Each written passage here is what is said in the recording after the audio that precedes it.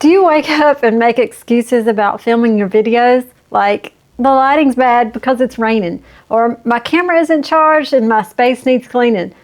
Trust me, I've used every single one of these excuses myself, but most of the time, the real problem isn't you, it's your setup. The good news is you don't need perfect lighting or some fancy room. Once you have a simple setup that works every single time, all those excuses will disappear.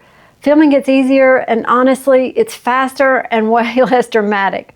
So today, I'm going to show you my easy filming setup. It's what I use, it's why I use it, and how I made it so simple that every time I sit down, I can film just like that. And when we're done, you'll know how to build a setup you can depend on too. Most of us aren't avoiding filming because we don't want to.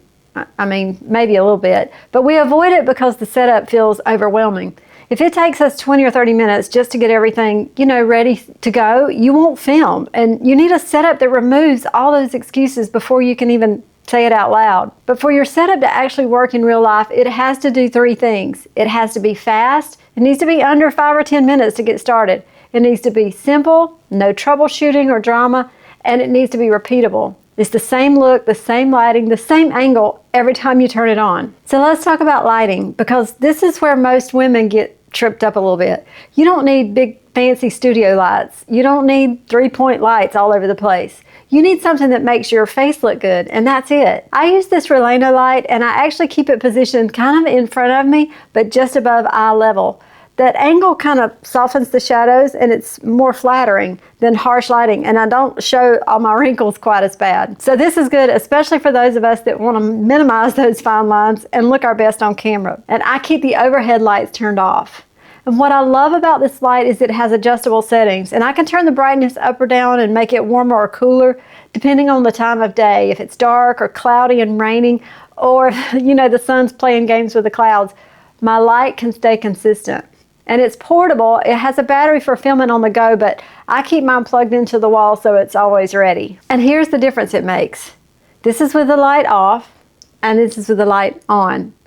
That's the power of one simple light in the right position, and it took me a minute to get this one right. So now let's talk about my camera. I use the Sony ZV-E10, and I love it for a lot of reasons. First, it has a flip screen so that I can see myself when I'm filming. Second, it has an amazing autofocus that's really just fantastic. It keeps me in focus even when I move around a little bit.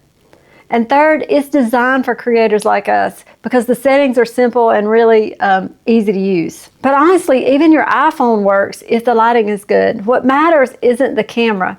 It's that your setup is always ready to go. And here's me using my iPhone. There's not a huge difference here. So if you want to use your phone, go for it. So let me show you my main camera setup here. I keep my Sony on the tripod right here, and I use a dummy battery so I never have to worry about it charging or overheating. A dummy battery just plugs directly into the wall, so all I have to do is turn the camera on. I don't hunt for batteries. I don't have to stop mid-video because the camera died. I also watched a quick YouTube tutorial for the best settings on this camera. I applied them once. I never ever touch them, y'all. I am not a camera whiz, and I don't really want to be. I don't have time to learn a camera. I just want it to work when I need it to work. For B-roll and quick shots in the other parts of the house, I still use my iPhone. I have a small, lightweight tripod with a phone clip that adjusts up to, I think, 66 or 67 inches high. That way, whether I'm sitting or standing, it works perfectly. And if I'm moving around a lot and I need a little bit of extra battery, I have this portable charger that I use right here. Now let's talk about something that most people forget about, and that's audio. And bad audio will make people click away faster than bad lighting ever will. You can have the most beautiful video in the world saying the most amazing things, but if your video sounds echoey or muffled or distant, viewers won't stick around. And I have found that really tall ceilings or hardwood floors can cause that really echoey sound. I use a DJI mic mini that clips right here onto my shirt. It's really small, it's affordable. Right now it's $79 on Amazon, and it makes a huge difference. It has 2 transmitters like this one and a receiver and a charging case. And this thing holds a charge forever. I haven't charged it but like twice since I bought it 3 or 4 months ago. You don't need anything fancy. Even a $20 lav mic is better than relying on your camera's built-in microphone from across the room. Good audio makes you sound professional and keeps your viewers engaged. And I'll link all this stuff in the description below. I also use the Elgato teleprompter and it keeps me on track. But since I have long hair and I wear reading glasses, when I move around too much, my hair moves and the jump cuts just become really obvious. So I have to stay more in one position, and I don't want to keep taking my glasses off and on. And the teleprompter, it helps me do that without losing my place or forgetting what I want to say and always looking down at my notes. So let's talk about your background. Your background doesn't have to look like a Pinterest photo gallery.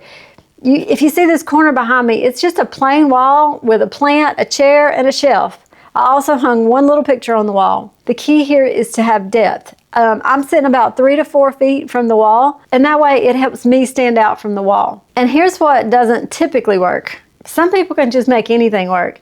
Typically, a window behind you is not good. The only thing I could do is cover up this window with maybe some darker shades. I do keep it closed so there's not too much light coming in to blow me out. And I'll show you what blown out lighting looks like right here. This is a window in our bedroom that's really large that I thought I was going to be able to film in front of. Another thing that doesn't work is busy patterns that distract from your face. Now, if you're real artsy and love having a lot of art hanging on the wall, as long as it's in some kind of relatively good order, you'll be fine. Just pick a spot that feels clean and calm and stick with it no matter where it's at. Because if you keep choosing new spots in your house, you're never going to be satisfied. So just pick one and make it your YouTube corner. Your viewers care about your message, not your mantle, unless you're decorating your mantle. Okay, so this is my setup here.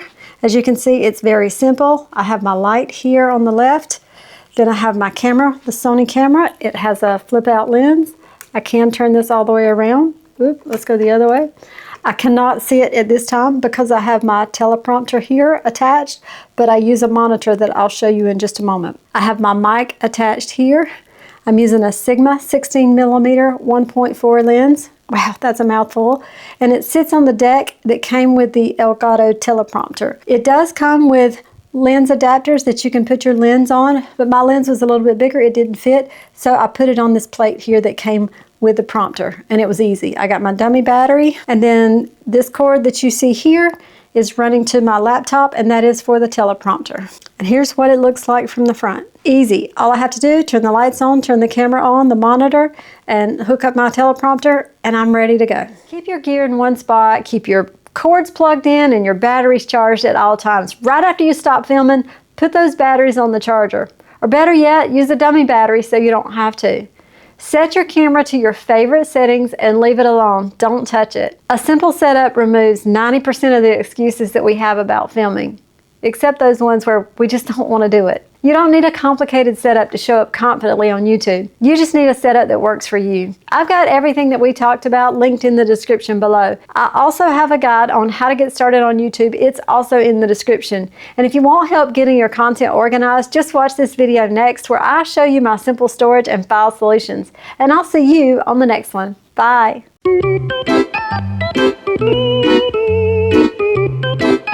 Another thing that doesn't work is gosh, why can't I say this? Me stand out from the wall. Oh, and now if you're an artist or you're just kind of groovy that way, just pick a spot that feels clean and calm and stick with it, no matter where it's out. Watch this video next where I'll show you my simple storage solution. You don't need a complicated setup to show up confidently on YouTube. You just need a setup that works for you.